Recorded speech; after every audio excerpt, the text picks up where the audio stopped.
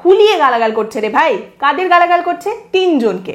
আমাদের রাজ্যের মুখ্যমন্ত্রী মমতা বন্দ্যোপাধ্যায়, আমাদের দমকল মন্ত্রী সুজিত বসু এবং আমাদের রাজ্যের পুর ও নগরোন্নয়ন মন্ত্রী এবং আমাদের কলকাতার মেয়র ফিরহাদ হাকিমকে। এই তিনজন এত ভালো কাজ করেছেন, এত এফিশিয়েন্ট, এত তৎপরতার সঙ্গে কাজ করেছেন যে খিদিরপুরের ব্যবসায়ীরা তাদের একেবারে প্রশংসায় ভরিয়ে দিচ্ছেন। সেখানে দেখা যাচ্ছে ক্যামেরার সামনে ব্যবসায়ীরা রীতিমতো চিৎকার করে বলছেন, আমাদেরকে কি ভিখিরি পেয়েছেন নাকি, ভিখিরির বাচ্চা পেয়েছেন আমাদের? 50,000 টাকা আর 1 লাখ টাকা ঠেকিয়ে দিয়ে এখন আমাদের আপনারা ভাবছেন যে একেবারে গোষ্ঠী উদ্ধার করে দিয়েছেন, 14 গোষ্ঠী উদ্ধার করে দিয়েছেন আপনারা ক্ষতিপূরণ ঘোষণা করে। আমাদেরকে ভিখিরি পেয়েছেন? আপনাদের যে কোনো অনুষ্ঠান, 101টা পুজো থেকে উৎসব থেকে পরব, এখন তো আবার পুজোর থেকে উৎসব বেশি হয়, সেখানে আপনাদের খোকাবাবুরা এসে যখন আমাদের কাছ থেকে পকেট ভরে ভরে টাকা নিয়ে যায়, গলায় পা তুলে আমাদের কাছ থেকে টাকা উসুল করে, সেখানে 50,000 কি 1 লাখ 2 লাখ টাকার কমে তো তারা কথাই বলে না। এখন আপনারা ওই 50,000 আর 1 লক্ষ টাকা ক্ষতিপূরণ দিয়ে ভেবেছেন একেবারে উদ্ধার করে দিচ্ছেন, আমাদের বিশাল বড় কিছু আপনারা করে দিয়েছেন। আমাদের এখন বলতে হবে যে আপনারা অত্যন্ত মানবিক মুখ্যমন্ত্রী পাশে এসে দাঁড়িয়েছেন। খিদিরপুরের ব্যবসায়ীরা এইভাবে প্রশংসায় ভরিয়ে দিচ্ছেন আমাদের রাজ্যের শাসক দলকে। এবং এই যে গোটা ঘটনাটা খিদিরপুরে ঘটেছে, সেখানে সত্যি সিম্প্যাথির বিন্দুমাত্র কোনো জায়গা নেই। আপনাকে যদি বলা হয় যে মানুষের কথা একটু ভাবুন, মানুষের কথা ভেবে একটু চোখ টিপে টিপে জল ফেলুন, সেরকম কোনো জায়গায় নেই। কারণ whatever is happening there is bizarre, অদ্ভুত ঘটনা সেখানে ঘটছে। তাহলে আমরা একটু ব্রেক ডাউন করি, আমরা একটু ভেঙে দেখার চেষ্টা করি যে এক্স্যাক্টলি কি হয়েছে এবং কেন খিদিরপুরের ব্যবসায়ীরা এই মুহূর্তে পশ্চিমবঙ্গের শাসক দলকে হুলিয়ে গালাগাল করছে এবং কেন তারা এইভাবে এতটা ক্ষোভ এবং রাগ উগড়ে দিচ্ছেন মুখ্যমন্ত্রীর বিরুদ্ধে। তো তাহলে ঘটনাটা কি ঘটেছিল? জানা যাচ্ছে যে খিদিরপুরের অরফানগঞ্জ বাজারে মধ্যরাতে, মাঝরাতে বিতিকিচ্ছিরি আগুন লেগেছে এবং সেই আগুন দাউ দাউ করে চারিদিকে ছড়িয়ে পড়েছে। প্রথমে জানা গেছিল 400টা দোকান পুড়েছে, তারপর যতক্ষণে দমকল এসেছে আগুন নিভিয়েছে ততক্ষণে জানা যাচ্ছে 1300 দোকান পুড়ে ছাই, 1300 দোকান ক্ষতিগ্রস্ত হয়েছে। এবার সেখানকার মানুষের অভিযোগ কি, খিদিরপুরের ব্যবসায়ীদের অভিযোগ কি? একদম সেম অভিযোগ। সব জায়গায় যা দেখা যায়, গোটা পৃথিবীতে আমরা দেখতে পাই, বিশেষ করে আমাদের পশ্চিমবঙ্গে তো বটেই।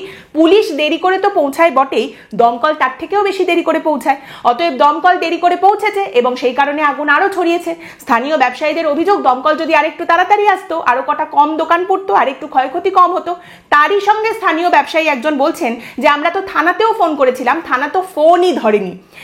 একদিন আগেই আমি একটা পর্ব করেছিলাম আপনাদের সামনে এই পুলিশ স্টেশন নিয়ে, থানায় কিভাবে ফোন কিছুতেই পাওয়া যায় না সেই নিয়ে।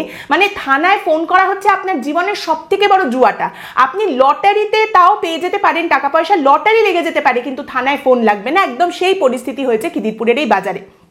তার সঙ্গে আরেকজন স্থানীয় ব্যবসায়ী বলছেন দমকলের 20টা মতো ইঞ্জিন তো এসেছিল, কিন্তু দমকলের ইঞ্জিন এসেই সঙ্গে সঙ্গে তারা কাজ শুরু করতে পারেনি, তারা দাঁড়িয়েছিল। কেন না, দমকলের ইঞ্জিন তো চলে এসেছে 20খানা, কিন্তু তাদের কাছে জল ছিল না এবং দমকলের পাম্পে তেল নেই। আপনি ভাবুন একবার, দমকলের ইঞ্জিন চলে এসেছে, আগুন জ্বলছে দাউ দাউ করে, কিন্তু দমকলের পাম্পে তেল নেই। মানে মমতা বন্দ্যোপাধ্যায় লক্ষ্মীর ভান্ডার করতে করতে এমন করেছেন যে দমকলের কাছে এখন তেল নেই যে পাম্প দিয়ে তারা গঙ্গা থেকে জলটুকু তুলবেন। এই পরিস্থিতি, এই রকম অবস্থা। তাহলে দমকলের কাছে জল নেই, পাম্পে তেল নেই, তারা কি করছিল না, সামনে আগুন জ্বলছিল, তারা দাঁড়িয়ে দাঁড়িয়ে দেখছিল, তারা সেখানে দাঁড়িয়েছিল। তো এইভাবে তাদের কাজ শুরু করতে আরো দেরি হয়ে গেছে এবং 1300 দোকান পুড়ে গেছে। এবার এই নিয়ে প্রথমেই আমাদের দমকল মন্ত্রী সুজিত বসু তিনি কি বলছেন?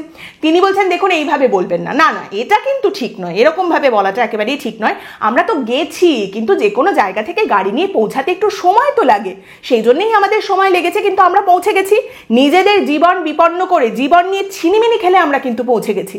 আর যারা সব এইরকম অভিযোগ করছেন দোকানদাররা, অনেকেই কিন্তু একদম নিয়ম টিয়ম মানেননি। সব দোকান তৈরি করার সময় কোনো নিয়ম মানেননি না। কিন্তু ঠিক আছে, আমি কোনো আঙুল টাঙুল তুলছি না, কাউকে দোষ দিচ্ছি না, একটা ঘটনা ঘটেছে, দেখবো আমরা, দেখছি কি করা যায়। কিন্তু হ্যাঁ, এখানে যে দোকানগুলো রয়েছে তার মধ্যে বেশিরভাগই কিন্তু বেআইনি। মানে দমকল মন্ত্রী সুজিত বসু টুক করে নিজের ঘাট থেকে দোষটা ফেলে দিয়েছেন। বারবারই তিনি বলছেন এখানে আমরা সবই করছি, এইভাবে আমাদের দোষ দেবেন না, তবে এখানে কিন্তু অনেকগুলো দোকানই বেআইনি, খুব নিয়ম না মেনে দোকান তৈরি করেছে। এই তো ফিরহাদের সঙ্গে সকালবেলা আমার ফোনে কথা হলো, ওরই তো এলাকা, ও তো এই এলাকার বিধায়ক। সুন্দর করে নিজের ঘাট থেকে দোষটা নামিয়ে দিয়ে দিয়েছেন ফিরহাদ হাকিমের ঘাড়ে। মানে কি, দমকলকে কিছু বলবেন না, দমকল একেবারে সন্টু মন্টু নিজেদের কাজ খুব সুন্দর করে করেছে, ওগুলো তো সব বেআইনি দোকান। আর সমস্ত দোষটা বা দায়টা কার? ফিরহাদ হাকিমের। আর ফিরহাদ হাকিমের ঘাড়ের ওপরে তো দায় গিয়ে পড়বেই, কারণ তিনি একে তো এই এলাকার বিধায়ক, এলাকাটাই ফিরহাদ হাকিমের, আর তার সঙ্গে তিনি আবার আমাদের রাজ্যের পুরো নগরোন্নয়ন মন্ত্রী। তাহলে এই গেল সুজিত বসুর কথা, টুক করে নিজের ঘাট থেকে দোষটা ঝেড়ে ফেলে দিয়েছেন। এইবার আমরা আসি জনাব ফিরহাদ হাকিমের কথায়। আমার না একটা দৃশ্যের কথা মাঝে মধ্যেই মনে পড়ে। আমি জানি অনেকেই হয়তো আপনারা মনে রাখেননি, অনেকেই ইচ্ছা করে মনে রাখেন না, কিন্তু আমার মনে আছে, আমার মাঝে মধ্যেই মনে পড়ে। করোনার সময় ফিরহাদ হাকিম, আমাদের কলকাতার মেয়র, তাকে একটি দুর্নীতির অভিযোগে গ্রেপ্তার করা হচ্ছে, পুলিশ তাকে ধরে নিয়ে যাচ্ছে। ক্যামেরার সামনে হাত জোর করে ফিরহাদ হাকিম বলছেন, আমাকে কাজ করতে দিল না, আমাকে মানুষের জন্য কাজ করতে দিল না। মানে একজন মানুষ, এইরকম একজন পলিটিশিয়ান, কলকাতার মেয়র, আমাদের রাজ্যের একজন মন্ত্রী, ওই রকম একজন মানুষ ক্যামেরার সামনে ডুকরে ডুকরে কাঁদছেন, আমাকে কাজ করতে দিল না, আমাকে মানুষের জন্য কাজ করতে দিল না। সে এক ভয়ঙ্কর দৃশ্য। তো যাই হোক, তো তিনি যে এলাকার বিধায়ক, সেই এলাকাতে এই যে আগুন লেগে গেছে, 1300টা দোকান পুড়ে গেছে, এটা তো খানিকটা এক্সপেক্টেডই মোটামুটি ঘটনাটা। কারণ 1 বছর হলো, 1 বছর আগের ঘটনা আপনাদের মনে আছে নিশ্চয়ই। গার্ডেন রিচে সেই যে অত বড় একখানা বিল্ডিং ভেঙে পড়ে গেল, গার্ডেন রিচে বেআইনি নির্মাণ, সেটা ভেঙে পড়ে গেল, সেখানে মানুষজন মারা গেলেন। তারপর কি হলো, কি হয়েছে সেখানে, কত তর্ক, কত নিন্দা, সমালোচনা, কত কথা বলা হলো। তারপর সেখানে কি হয়েছে? ফিরহাদ হাকিম, আমাদের রাজ্যের পুরো নগরোন্নয়ন মন্ত্রী, তিনি বলেছেন বেআইনি নির্মাণ। বেআইনি নির্মাণ কি? বেআইনি নির্মাণ হচ্ছে একটা সামাজিক ব্যাধি। তো বেআইনি নির্মাণকে তিনি সামাজিক ব্যাধি বলে দিয়েছেন। এবার এই যে বেআইনি দোকান, সেটাকে উনি বলে দেবেন এটা একটা সামাজিক ব্যাধি। মানে এই যে একজন মানুষ, তিনি এইভাবে সামাজিক ব্যাধিতে আক্রান্ত, আপনি ভাবতে পারছেন উনি কি করবেন? ওনার কাছে তো কিছুই নেই করার মতো। ওই যে গার্ডেন রিচের বহুতল ভেঙে পড়েছিল, সেখানে যে মূল অভিযুক্ত, ওই জমির যে অন্যতম মালিক, মূল অভিযুক্ত, 2025-এর জানুয়ারি পর্যন্ত আপডেট হচ্ছে সে পলাতক, তাকে ধরে আনা যায়নি, তার এখনো পর্যন্ত খোঁজ পাননি তিনি। তো তিনি এখানে কি করবেন? অসহায় মানুষ, একজন ঝানু পলিটিশিয়ান, ঝানু একজন রাজনীতিবিদ, আমাদের কলকাতার মেয়র, আমাদের রাজ্যের মন্ত্রী, এবং যে কোনো মন্ত্রী নয়, পুরো নগরোন্নয়ন মন্ত্রী, সেই মানুষটা এইভাবে সামাজিক ব্যাধিতে আক্রান্ত, সামাজিক ব্যাধি নিয়ে তিনি ভারাক্রান্ত, তিনি ব্যথায় রয়েছেন। কি করা যাবে বলুন তো? চারিদিকে সামাজিক ব্যাধি, বেআইনি নির্মাণ যদি সামাজিক ব্যাধি হয়, বেআইনি দোকানও সামাজিক ব্যাধি, উনি কি বা করতে পারেন? তাহলে ওনার কাছে করার মতো কিছুই নেই।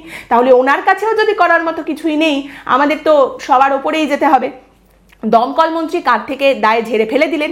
এদিকে আমাদের পুরো নগরোন্নয়ন মন্ত্রী, তিনি তো সামাজিক ব্যাধিতে আক্রান্ত, তিনি তো ব্যথিত, তিনি কিছুই করার মতো জায়গায় নেই।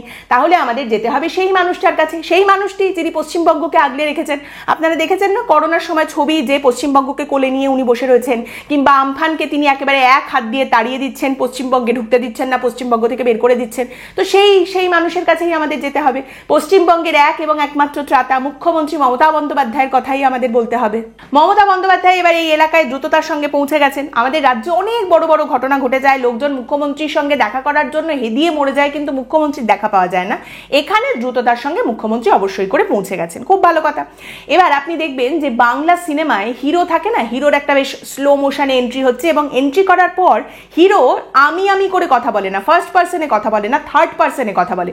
বিক্রম পা রেখে দিয়েছে, মানে এটা বিক্রমের এলাকা। আপনি দেখবেন মিঠুন চক্রবর্তী, প্রসেনজিতের সিনেমায় এই ধরনের ডায়লগ থাকে, বিক্রম কাউকে ভয় পায় না, বিক্রম এসেছে মানে ঝড় বয়ে গেছে, এরকম ধরনের হয় না? তো মমতা বন্দ্যোপাধ্যায়ও হয়তো সেরকমই মনে করেছিলেন যে মমতা বন্দ্যোপাধ্যায় বলে দিয়েছেন মানে ব্যাস, মাটি কেঁপে যাবে, ঝড় উঠে যাবে। এবং এরকমটা তো হয়ও। তিনি মঞ্চের ওপর থেকে কত বড় বড় কথা বলেন, মঞ্চে তার পাশে যারা বসে থাকেন তারা সব ইয়েস ম্যাম করে হাততালি দেন।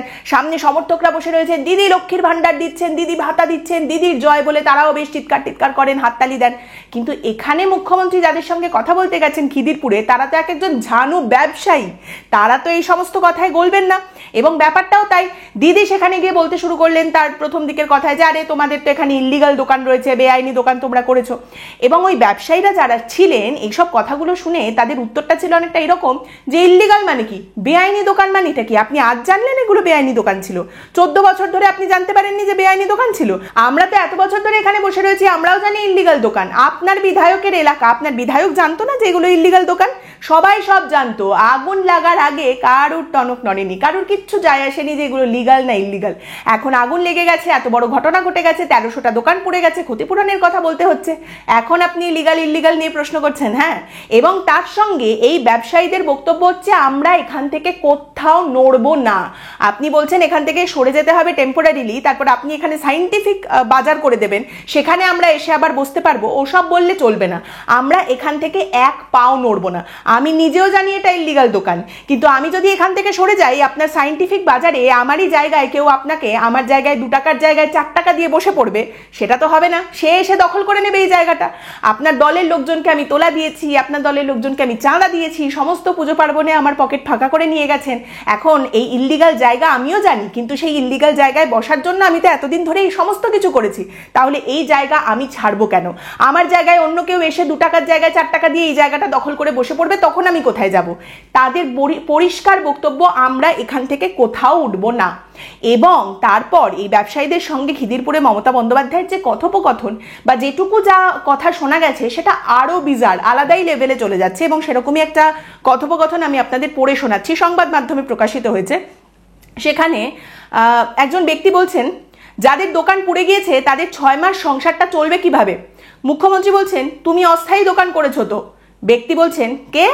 মুখ্যমন্ত্রী, তোমাদের তো একটা জায়গায় অস্থায়ী দোকান করে দেওয়া হচ্ছে। ব্যক্তি, করতে কতদিন লাগবে? 6 মাস লাগবে। মুখ্যমন্ত্রী, কে বলেছে তোমায়? মানে এ একজন প্রশ্ন করছে, উনিও একটা প্রশ্ন করছেন, উত্তরের কোনো ব্যাপার নেই, সবাই প্রশ্ন করে যাচ্ছেন। এরপর ব্যক্তি বলছেন, আমি বলছি 3 মাস লাগবে। মুখ্যমন্ত্রী, তুমি সব ঠিক করবে। আবার দেখুন, উত্তরের কোনো ব্যাপার নেই, প্রশ্ন চলছে। মুখ্যমন্ত্রী বলছেন, তুমি সব ঠিক করবে। ব্যক্তি, 3 মাস সংসারটা কিভাবে চলবে? মুখ্যমন্ত্রী, কে ভাই তুমি? ব্যক্তি, 3টে দোকান চলে গেছে। মুখ্যমন্ত্রী, সো হোয়াট?